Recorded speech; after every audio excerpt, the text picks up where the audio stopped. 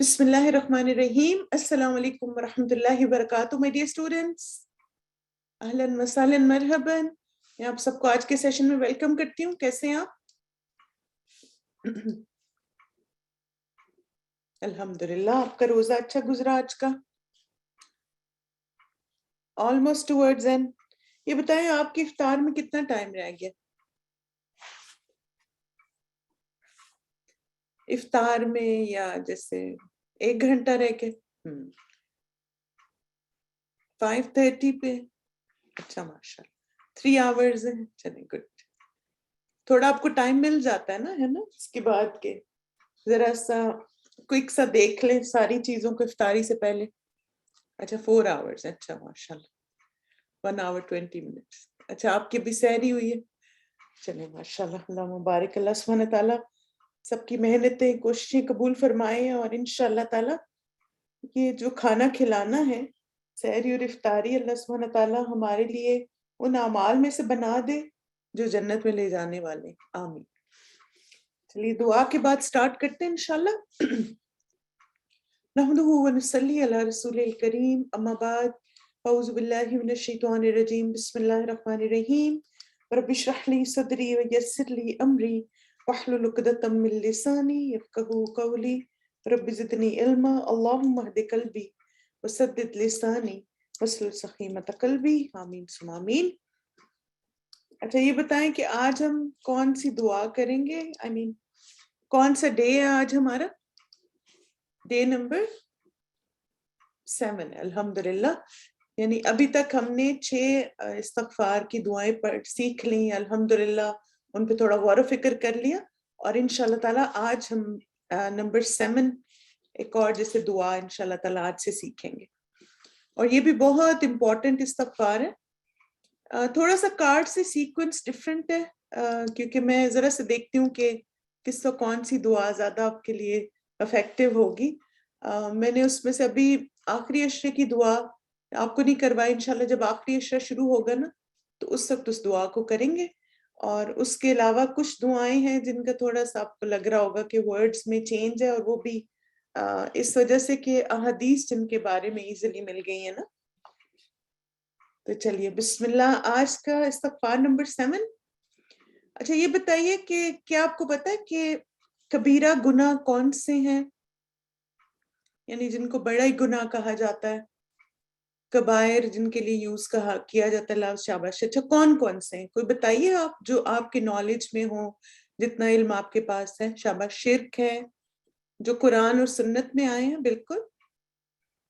جادو، قتل، شرک کے علاوہ منافقت، دھوکہ دینا، والدین کی نافرمانی، زنا، حسد، والدین کی نافرمانی، جھوٹی باتیں گھڑنا، زنا، ریاکاری، جھوٹ، غیبت. اچھا یہ بتائیں نماز کو چھوڑنا یہ کیا ہے؟ روزہ چھوڑنا، بہتان لگانا. بالکل. کیونکہ آپ دیکھیں نماز نہ پڑھنا یہ بھی کبیرہ گناہ ہے، روزہ نہ رکھنا یہ بھی کبیرہ گناہ ہے. اچھا کبیرہ گناہ کیسے ہو گئے یہ؟ کیونکہ ان کو کرنے کا اللہ تعالیٰ نے حکم دیا ہے نا. تو ایسے تمام کام جن کو اللہ نے کرنے کا حکم دیا جب ہم ان کو نہیں کرتے تو وہ کبیرہ گناہ ہے، یعنی اللہ کی نافرمانی ہے وہ. اور ایسے تمام کام جن کو اللہ تعالیٰ نے کرنے سے منع کیا ہے اگر ہم ان کو کرتے ہیں تو وہ بھی گناہ ہے، کیونکہ اگین ہم اللہ کی نافرمانی کر رہے ہیں. چلے ماشاءاللہ. اللہ مبارک. میڈیا اسٹوڈنٹس یہ بتائیے کہ اگر کوئی کبیرہ گناہ کرے تو اس کا انجام کیا ہوتا ہے یا اس کا نقصان کیا ہوتا ہے اس کو؟ یعنی دنیا میں کیا نقصان ہے، آخرت میں کیا نقصان ہے، جو بھی آپ کے علم میں بات ہے اس حوالے سے. ایسا شخص آگ میں جائے گا بالکل، دنیا میں رسوائی ہے، اللہ کی رحمت سے دور ہے، جہنم میں جائے گا، دنیا میں رسوائی، دونوں ہی فنا یعنی دونوں جگہ اس کو رسوائی ہوگی، اللہ ناراض ہوتا ہے. شاباش. بالکل. یعنی آپ دیکھیے کہ جو انسان گناہوں میں مبتلا رہتا ہے نا تو وہ بظاہر ہو سکتا ہے کہ ایک ایسے نظر آ رہا ہو کہ سب کچھ صحیح ہے، لیکن ایک دن ایسا ضرور آئے گا جو اس نے غلط کیا ہے نا اس کی سزا اس کو ملے گی، دنیا میں بھی اور آخرت میں بھی. یعنی آخرت تو فکسڈ ہے، وہ تو سزا ہے ہی ہے، لیکن بعض اوقات یہ ہوتا ہے کہ دنیا میں بھی ایسا انسان اپنے گناہوں کا وبال جو ہے وہ برداشت کرتا ہے.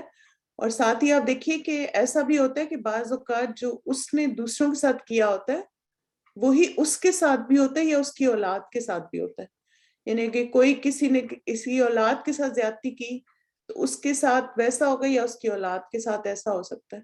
تو یہ اللہ سبحانہ تعالیٰ کی طرف سے انسان کو ان سارے اعمال کا نقصان اٹھانا پڑتا ہے جو اس نے دنیا میں کیے ہوتے ہیں. اللہ تعالیٰ ہم سب کو محفوظ رکھے. اچھا، اب میرا یہ سوال ہے کہ اگر کوئی کبیرہ گناہوں سے بچتا ہے، یعنی یہ تو نقصان ہو گیا نا کہ اس نے نقصان اٹھایا، اب اگر کوئی ان سے بچتا ہے تو اس کا فائدہ اس کو کیا ہوتا ہے؟ یعنی آپ کو پتا ہے کہ یہ سب کبیرہ گناہ ہے، مجھے ان سے بچنا ہے، اس کے صغیرہ گناہ بھی معاف ہو جاتے ہیں، شاباش، اس کو جنت ملتی ہے، دنیا میں عزت، اللہ کی رضا، اللہ کی رحمت حاصل کرتا ہے، ماشاءاللہ، اللہ مبارک. اور آپ دیکھیں کہ ساتھ ساتھ یہ ہے کہ اس کو ایک سکون، دل کا سکون ملتا ہے کہ وہ اپنی طرف سے کوئی ایسا کام نہیں کر رہا جو اس کی رب کی نافرمانی کا ہے.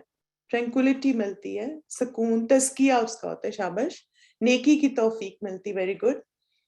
یعنی جو انسان گناہوں سے بچتا ہے اس کو نیکیوں کی اور اپرچونٹیز ملتی، دنیا اور آخرت میں کامیابی. ویری گڈ، ماشاءاللہ.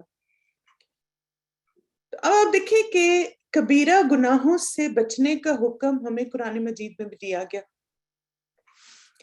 اور یہ جو آیت ہے سورہ النساء کی آیت 31، اس کو اگر آپ دیکھیں تو اس میں اللہ سبحانہ تعالیٰ فرماتے ہیں ان تجتنبوا کبائر، یہاں پہ کبائر سے مراد کبیرہ گناہ ہے، ما تنہون عنہ، جن سے تم روکے گئے ہو.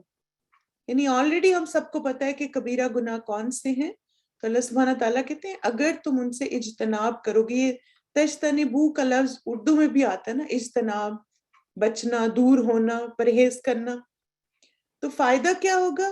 نکفر عنکم سیئاتکم، کہ ہم تمہاری چھوٹی موٹی برائیوں کو تمہارے حساب سے ساقط کر دیں گے. جیسے ابھی آپ نے بھی شیئر کیا کہ ایسے انسان کے صغیرہ گناہ معاف ہو جاتے جو کبیرہ سے بچتا ہے.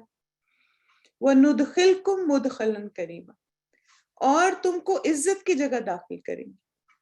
یعنی کبیرہ گناہوں سے بچنے کے دو فوائد ہمیں بتائے گئے اس میں کہ ایک تو اللہ تعالیٰ ہماری برائیاں ہم سے دور کر دیں گے اور انشاءاللہ ہمیں عزت والی جگہ میں داخل کریں گے. دنیا میں بھی ایسا انسان باعزت ہوتا ہے اور آخرت میں بھی ہوگا.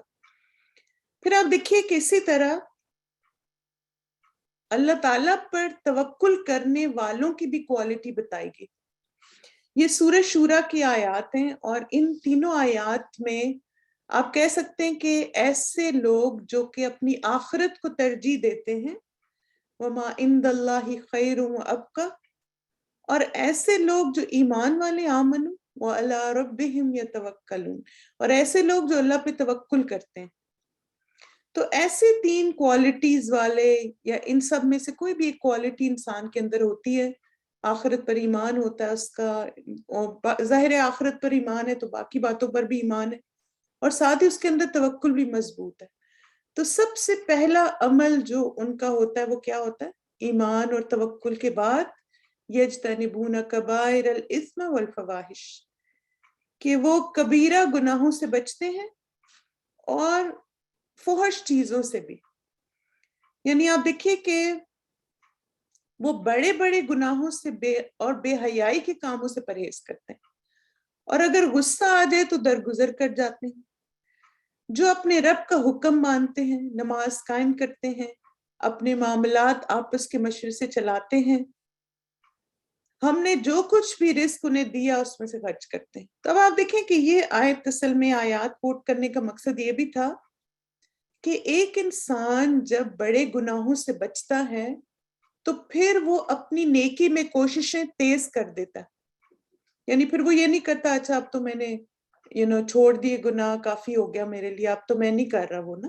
نہیں، اسے یہ ہوتا ہے کہ میں نے جو کیا ہے وہ میرے اعمال نامے پہ پلندہ ابھی تک موجود ہے، ریکارڈز ہیں اس کے. اب دیکھیں نا دنیا میں ہماری چیزوں کے ریکارڈ مینٹین ہوتے ہیں نا, آپ کے فون ریکارڈز ہوتے ہیں, آپ کی ہیلتھ ہسٹری ہوتی ہے, آپ کی ایون ڈرائیونگ ہسٹری ہے, آپ کی بینک سٹیٹمنٹس. اب یہ کیا ہے؟ یہ سارے ریکارڈز ہیں. اب آپ یہ کہ جیسے جو انسان چاہتا ہے کہ ان سب چیزوں کو ڈیلیٹ کر دے, تو اس کو پھر ایفرٹس کرنی پڑتی ہیں نا, یعنی ریکویسٹ کرنی پڑتی ہے یا اکاؤنٹ کلوز کرنا پڑتا ہے اور کچھ سٹیپس لینے پڑتے ہیں کہ وہ ساری جو ہسٹری تھی وہ ڈیلیٹ ہو جائے. اسی طرح آپ دیکھیں کچھ لوگوں کی کریڈٹ ہسٹری خراب ہو جاتی ہے. اب وہ کیا کرتے ہیں کہ وہ پھر اپنی کرنٹ سپینڈنگ کو مینج کرتے ہیں کہ ان کی پہلے کریڈٹ ہسٹری خراب ہو گئی تھی, تو اب وہ اس طرح سے سپینڈنگ کریں کہ وہ ہسٹری اچھی ہو جائے. تو ایسی مثالیں تو ہمیں دنیا میں بھی ملتی ہیں نا. اسی طرح آپ دیکھیں کہ جیسے اگر کسی نے گھر رینٹ پہ لیا ہو اور پھر وہ بہت عرصہ اس کا رینٹ نہیں دیتا, ٹھیک ہے, تو اب کیا ہوتا ہے کہ اس کے ریکارڈ میں آ جاتا ہے کہ یہ وہ شخص ہے جو رینٹ نہیں دیتا. شاید آپ کے بھی کبھی ایسے ٹینڈنٹس ہوں. تو اب آپ دیکھیں کہ جب وہ کہیں اور جاتا ہے تو اس کی ہسٹری آ جاتی ہے سامنے کہ بھئی یہ تو وہ والا ٹیننٹ ہے جو رینٹ نہیں دیتا, تو بی کیئرفل. اور ظاہر ہے جو بڑی بڑی کمپنیز ہوتی ہیں ان کے پاس سارے ریکارڈز ہوتے ہیں.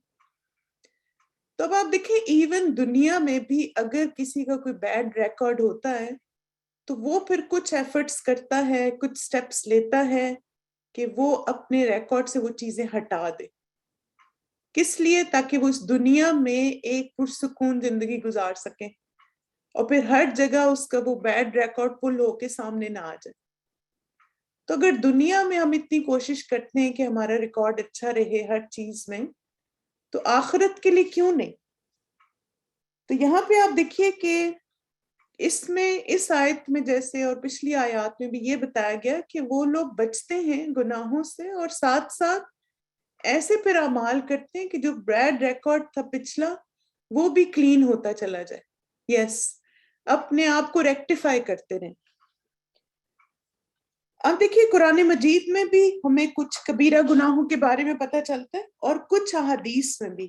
امام ذہبی جو ہیں انہوں نے قرآن اور سنت میں سے سارے کبیرہ گناہوں کو اکٹھا کیا اور ان کی ایک کتاب ہے اور اس میں انہوں نے 70 کبیرہ گناہوں کے بارے میں بتایا. ہم کچھ احادیث کو دیکھ لیتے ہیں کیونکہ اگر انسان ان سے بھی بچ جائے نا تو باقی چیزیں تو انشاءاللہ تعالی خود بخود ہم اپنی زندگی سے نکال دیں گے. سب سے بڑا جو گناہ ہے وہ ہے شرک. رسول اللہ صلی اللہ علیہ وسلم نے فرمایا بڑے گناہ یہ ہیں اللہ تعالیٰ کے ساتھ شرک کرنا, والدین کی نافرمانی کرنا, کسی شخص کو ناحق قتل کرنا اور جھوٹی گواہی دینا. اب آپ دیکھیں کہ اگر آپ ان کو ایک کیٹیگری بنا لیں اور انڈرسٹینڈ کرنے کے لیے کہ کبیرہ میں کیا کیا چیزیں آتی ہیں, تو تھوڑا سا نا آپ کا ذہن کھولنے کی تھی. جیسے مثلاً آپ دیکھیے اللہ تعالیٰ کے ساتھ شرک کرنا, یہ کس میں آ جاتا ہے؟ حقوق اللہ کے, حقوق العباد میں. اللہ کے ساتھ شرک کرنا اللہ کے حقوق میں آ گیا, ٹھیک ہے, نہیں اللہ کا حق ہے نا یہ کہ اللہ کے ساتھ کسی کو شریک نہ کرے.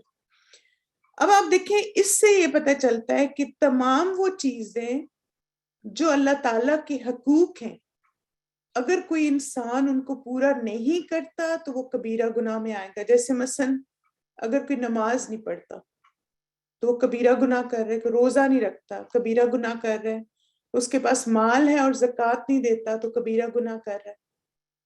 اسی طرح اللہ تعالیٰ نے جن کاموں کرنے کا حکم دیا ان کو نہیں کر رہا تو پھر وہ گناہ کا مرتکب ہے, ٹھیک ہے. تو یعنی آپ کہہ سکتے کہ سارے حقوق اللہ اس میں آگے. پھر آپ دیکھیں والدین کی نافرمانی, کسی شخص کو ناحق قتل کرنا, اب یہ دونوں چیزیں کون سے حقوق ہیں؟ حقوق العباد ہو گئے. تو اس کا مطلب ہے کہ تمام وہ باتیں جو کہ بندوں کے حقوق میں آتی ہے اگر ان کی حق تلفی کی جائے گی تو وہ کبیرہ گناہ ہے. کوئی کسی کو بہتان لگا دے, کسی کو کسی کو اذیت تکلیف دے, کسی کو نقصان پہنچائے, یہ ساری چیزیں اسی میں آ جائیں گی. پھر آپ دیکھیں جھوٹی گواہی دینا, اس میں کیا ہو گیا، یہ اخلاقیات سے ریلیٹڈ ہے. یعنی جھوٹ کیا ہوتا ہے، یہ ہمارے اخلاق کی ایک یعنی جھوٹ بول کے انسان بعض دفعہ اپنے آپ کو بھی نقصان دے رہا ہوتا ہے، انسانوں کو بھی، اور ساتھ بعض دفعہ اپنے رب کی بھی نافرمانی کر رہا ہے. تو اس طرح آپ اس کو ڈیوائیڈ کر سکتے ہیں کہ حقوق اللہ میں کمی کریں گے یا حقوق اللہ نہیں ادا کریں گے تو کبیرہ گناہ کر رہے ہیں آپ. حقوق العباد میں آپ کمی کر رہے ہیں یا نہیں کر رہے ان کو، وہ آپ کبیرہ گناہ کو مرتکب ہو رہے. اور اگر آپ اخلاقیات میں ایسی چیزیں اپنا رہے ہیں جو آپ کا کیریکٹر تباہ کر رہی ہیں. آپ دیکھیں جھوٹ آپ کا کیریکٹر بنائے گا نہیں. کیا کوئی جھوٹا انسان کامیاب ہوتا ہے؟ کبھی وقتی طور پر ہوتا ہے، لیکن بعد میں تو آپ دیکھیں قیامت کے دن نقصان اٹھائے گا. پھر اسی طرح آپ دیکھیے کہ ایک اور حدیث ہے، اور اس میں بھی کچھ گناہوں کو ناقابل معافی کہا گیا، اور اس میں نبی صلی اللہ علیہ وسلم نے فرمایا امید ہے اللہ ہر گناہ بخش دے گا. یعنی اللہ تعالیٰ کی رحمت اتنی وسیع ہے کہ جو انسان مرنے سے پہلے توبہ کر لے گا، اگر ان میں سے کوئی بھی گناہ اس سے ہوا، سوائے اس کے کہ جو شرک کی حالت میں مرا. یہاں پر آپ دیکھیں ایک اور بات واضح ہوگی کہ اگر کسی نے دنیا میں شرک سے معافی نہیں مانگی تو پھر اس کی سچویشن تھوڑی سی کلیئر نہیں ہے کہ کیا اس کا انجام ہوگا. یہ اب اللہ تعالیٰ کو پتا ہے کہ واقعی اس نے توحید کا رستہ اپنایا تھا یا نہیں، لیکن اگر اپیرنٹلی وہ شرک پر ہی مرا تو پھر اللہ تعالیٰ نے کیا فرمایا، اس کے گناہ نہیں بخشے گا. اور پھر وہ مومن جس نے کسی مومن کو جان بوجھ کر قتل کیا، پھر آپ دیکھیں حقوق العباد میں سے ایک اور چیز آ گئی. تو مرنے سے پہلے سارے گناہوں کی توبہ ضروری ہے. پھر اسی طرح آپ دیکھیں کہ ایک اور حدیث میں جھوٹ بولنا یا جھوٹی گواہی دینا، نبی صلی اللہ علیہ وسلم نے فرمایا سب سے بڑے گناہ اللہ کے ساتھ کسی کو شریک ٹھہرانا، کسی کی ناحق جان لینا، والدین کی نافرمانی کرنا، اور جھوٹ بولنا یا فرمایا جھوٹی گواہی دینا. یعنی یا تو کوئی جھوٹ بولے وہ بھی کبیرہ گناہ ہے، اور اگر کوئی جھوٹی گواہی دے کے وٹنس بنتا ہے، کسی پہ الزام بہتان لگاتا ہے یا کورٹ میں جا کے گواہی دیتا ہے، تو یہ بھی کبیرہ گناہ ہے. پھر اسی طرح آپ دیکھیں کہ بعض اوقات ہم شرک بھی نہیں کر رہے، کسی قتل بھی نہیں کیا الحمدللہ، جھوٹ بھی نہیں بول رہے، لیکن کسی کی بے عزتی کرنا مسلمان کی اور اس کے مال کو نقصان دینا، یہ بھی کبیرہ گناہ. ایک تو یہ بھی کبیرہ ہے نا کہ آپ اس کو مار ہی دیں جان سے، اور دوسرا اگر آپ اس کو بے عزت کر رہے ہیں، آپ اس کے مال کو نقصان پہنچا رہے ہیں، تو یہ بھی آپ کبیرہ گناہ کے مرتکب ہیں. رسول اللہ صلی اللہ علیہ وسلم نے فرمایا ایک مسلمان کی ہر چیز دوسرے مسلمان پر حرام ہے. آپ کسی کی چیز نہیں لے سکتے، اس کا خون، اس کا مال اور اس کی عزت اور آبرو. کسی کے پاس یہ رائٹ نہیں ہے کہ وہ کسی دوسرے مسلمان کی کوئی بھی چیز چھینے یا اس کو کسی طرح ذلیل کرے یا اس کو کسی طرح بھی ہرٹ یا ڈیمیج کرے. ایسا شخص اگر ایسا کچھ بھی کرتا ہے تو وہ گناہگار ہے، اللہ کو جواب دہ ہے. پھر آپ دیکھیں کہ یہ کتنے زبردست حدیث ہے کہ مسلمان پہ حقوق ہے کہ خانہ کعبہ کی حرمت سے اس کو ریلیٹ کیا گیا. ابن عباس رضی اللہ عنہما فرماتے ہیں کہ رسول اللہ صلی اللہ علیہ وسلم نے کعبے کی طرف دیکھا اور فرمایا اے گھر تجھے مرحبا ہو، تو کتنا عظیم ہے اور تیری حرمت کتنی عظیم ہے. لیکن ایک مومن کی حرمت اللہ کے ہاں تیری حرمت سے زیادہ عظیم تر ہے.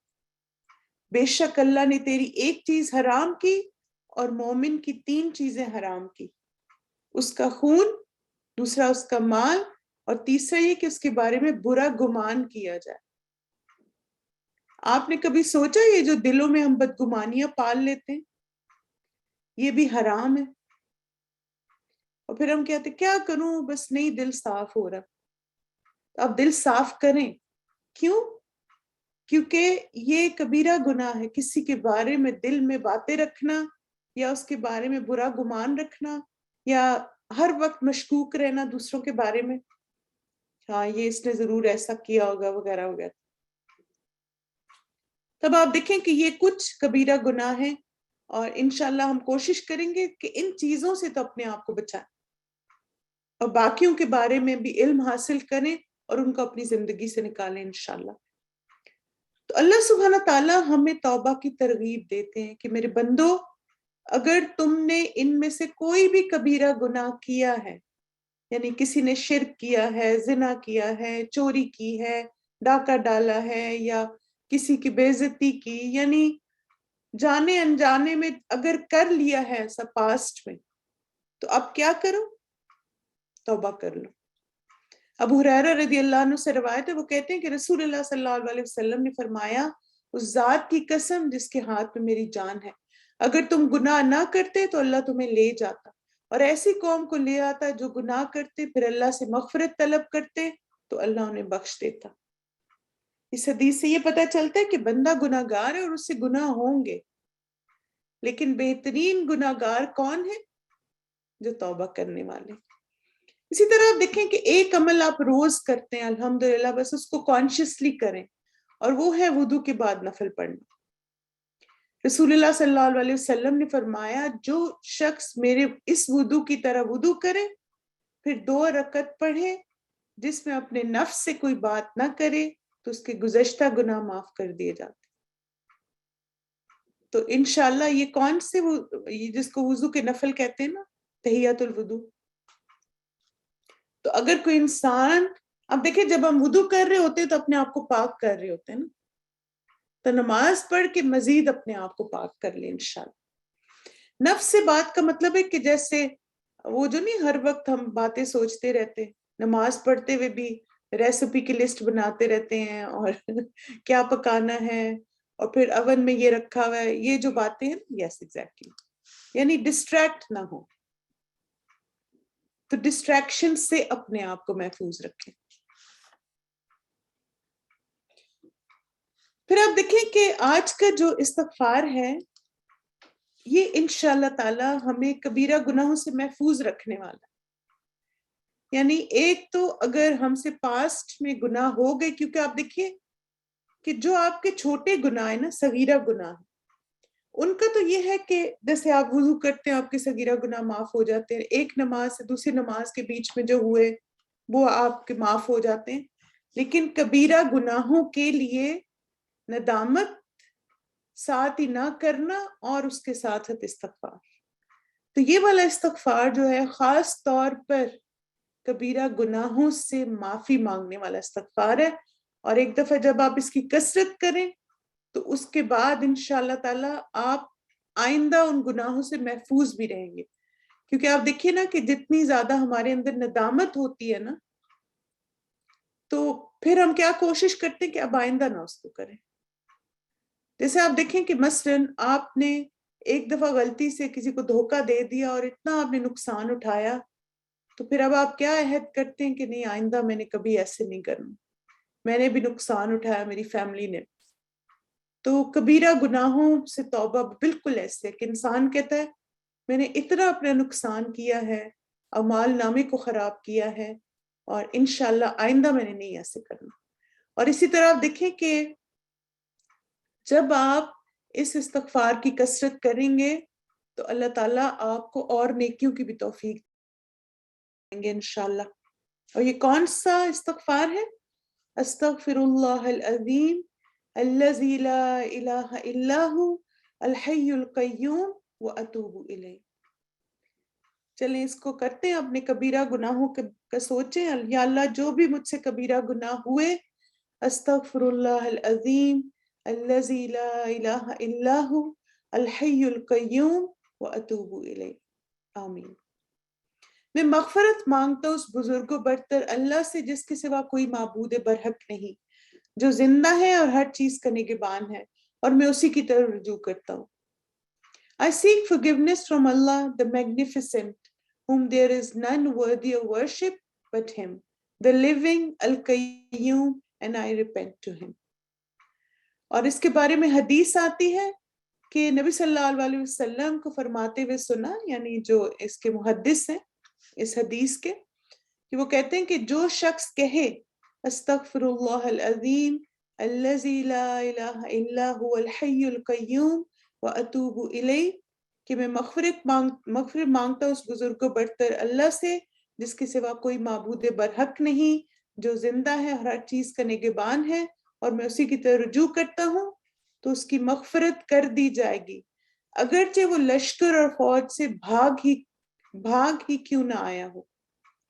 اب آپ دیکھیں یہ جو ہے نا کہ میدان جنگ سے بھاگنا، یہ کبیرہ گناہوں میں سے، تو یہاں پر ہمیں مثال بتا دی گئی کہ اگر کسی نے کبیرہ گناہ کیا ہے، یعنی ظاہر ہے میدان جنگ سے بھاگ جانا کبائر میں سے ہے، تو مثال کے طور پر ایک گناہ کو مینشن کر دیا گیا اور پھر بتا دیا گیا کہ اگر ویسا بھی گناہ کیا ہے اور اب نادم ہے وہ انسان اور اللہ سے سچی توبہ کرنا چاہتے ہیں تو انشاءاللہ اللہ تعالیٰ اس کو معاف کر دیں گے۔ جی ہاں بالکل،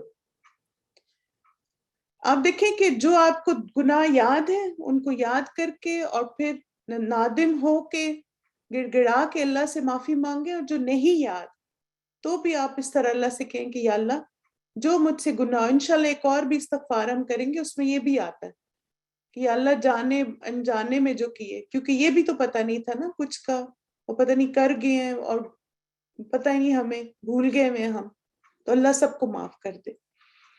اچھا یہ نا یہ حدیث جو ہے نا یہ ترمذی کی ہے، اور ابو داؤد میں بھی ایک حدیث آتی ہے جس میں تھوڑا سا لفظ، جیسے ایک لفظ نہیں ہے اس میں اور العظیم کا لفظ نہیں ہے، لیکن باقی آپ دیکھ سکتے ہیں کہ زید رضی اللہ عنہ نے نبی صلی اللہ علیہ وسلم کو فرماتے ہوئے سنا کہ جو شخص یوں کہتا ہے استغفر اللہ الذی لا الہ الا هو الحی القیوم واتوب الیہ، میں بخشش مانگتا ہوں اللہ سے جس کے سوا کوئی معبود نہیں، زندہ قائم رہنے والا ہے، اور میں اس کی طرف توبہ کرتا ہوں، تو اس کو بخش دیا جاتا ہے اگرچہ وہ جہاد سے بھی بھاگا ہو۔ تو تھوڑے سے الفاظ مختلف ہیں، یعنی اس میں میدان جنگ سے بھاگا اور اس میں جہاد سے بھاگا ہو، اور ایک لفظ کی کمی ہے، لیکن آپ دیکھیں کہ جتنے زیادہ اللہ سبحانہ تعالیٰ کے نام ہوں گے دعا میں اتنے قبولیت کے چانسز بڑھ جاتے۔ وَلِلَّهِ الْأَسْمَاءُ الْحُسْنَى۔ اس دعا کے کی ورڈز کون سے ہیں؟ استغفرو، یعنی میں اللہ تعالیٰ سے بخشش طلب کرتا ہوں، العظیم، اب دیکھیں اس میں اللہ سبحانہ تعالیٰ کے 3 نام آئے ہیں اور ایک صفت آئی ہے، العظیم، اور پھر الہ بھی اللہ کا نام ہے، لا الہ الا ہو توحید کا اقرار ہے، الحی اللہ تعالیٰ ہمیشہ سے زندہ رہنے والا ہے، ہمیشہ رہے گا، یعنی میرے پاس جب میں گناہ کیے تب بھی اللہ تھا اور آج بھی ہے، القیوم اور قائم رہنے والا۔ اچھا پھر آپ دیکھیں الحی القیوم جو ہے یہ اسم اعظم ہے، اور جس دعا میں بھی اسم اعظم ہوتے ہیں وہ دعا ہمیشہ قبول ہوتی ہے، کیونکہ یہ بھی نبی صلی اللہ علیہ وسلم کی حدیث سے پتہ چلتا ہے کہ جو شخص اللہ تعالیٰ کے اسم اعظم سے دعا مانگتا ہے اس کی دعا قبول کی جاتی ہے۔ تو آپ دیکھیں نا ہم نے اتنے گناہ کیے اپنے رب کے سامنے، اب جھک رہے ہیں اور اللہ سے معافی مانگ رہے ہیں، اور اسی طرح آپ دیکھیں کہ العظیم والی جو صفت اللہ سبحانہ تعالیٰ کی ہے وہ بھی بہت بڑی ہے، کیونکہ جیسے نا ہم اللہ تعالیٰ سے کہتے ہیں یا اللہ آپ اتنے بڑے ہیں، میرے گناہ بھی بہت بڑے، لیکن آپ کی ذات ہر چیز سے بڑی اور ہر چیز سے عظیم، تو آپ کے لیے کیا مشکل ہے یا رب کہ مجھے معاف کر دیں۔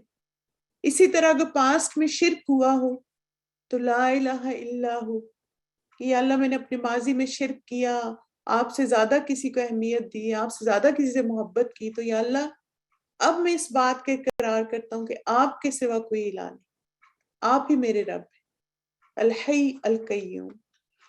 اور پھر آپ دیکھیں کہ جو انسان اللہ تعالیٰ سے سچی توبہ کرتا ہے تو وہ مخلص ہو جاتا ہے، پھر تو اللہ تعالیٰ ایسے لوگوں سے ان کی برائی اور بے حیائی کو ہٹا دیتے ہیں انشاءاللہ۔ تو چلیے اس دعا کا لفظی ترجمہ دیکھتے ہیں۔ استغفر اللہ، میں مغفرت مانگتا ہوں اللہ سے، العظیم الذی وہ عظیم بزرگ و برتر ذات لا الہ الا ہو جس کے سوا کوئی معبود برحق نہیں، الحی جو زندہ ہے، القیوم اور ہر چیز کا نگہبان ہے، واتوب الیہ اور میں اسی کی طرف رجوع کرتا ہوں، آمین۔ تو چلیے انشاءاللہ اس دعا کی ریسائٹیشن سنتے ہیں اور ساتھ ساتھ اس کو دہرائیے۔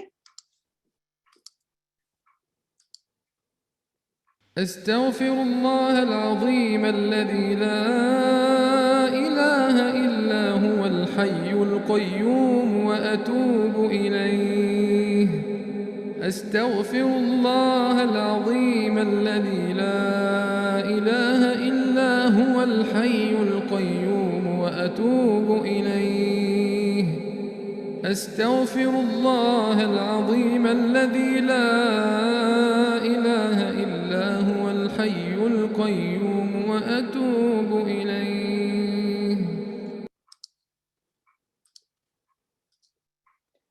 چلیں الحمدللہ آپ نے ساتھ ساتھ مانگا۔ اب یہ کہ خاص طور پہ رمضان کا مہینہ اللہ تعالیٰ کی رحمتیں اور برکتیں سمیٹنے کا مہینہ ہے، گناہوں کی بخشش کا مہینہ ہے۔ اس استغفار کی کثرت کریں تاکہ اگر پاسٹ میں ہم سے کوئی بھی کبیرہ گناہ ہوئے، اور آپ دیکھیں کہ علماء تو یہاں تک کہتے ہیں کہ اگر فرعون بھی اللہ سبحانہ تعالیٰ سے معافی مانگ لیتا نا تو اللہ تعالیٰ اس کو بھی معاف کر دیتے، لیکن اس نے اس وقت معافی مانگی جب موت اس کے سامنے تھی۔